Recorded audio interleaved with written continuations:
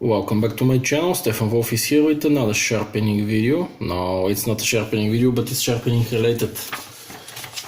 Many times I have been asked the question, how often do you change your glass on which you flatten stones with abrasive grain? And the simple answer is not very often. I am checking very simply.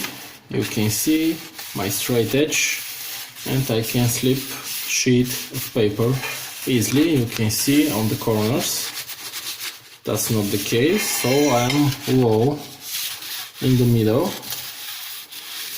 but that's the thickness of standard copy paper. And I'm going to check the other side.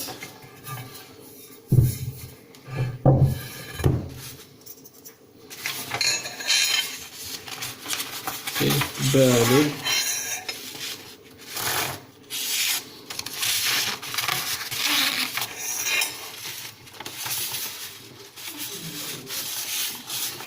So this side pretty good, the other side it has some life left in it, but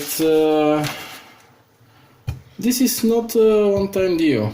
You can use such piece of glass. It's not hardened glass, it's basic glass, just thick plate. You can use it for a year or two without changing it and without spending a lot of money. So abrasive grain on glass, great, easy, affordable way to flatten your stones. Thank you for watching and have a nice day.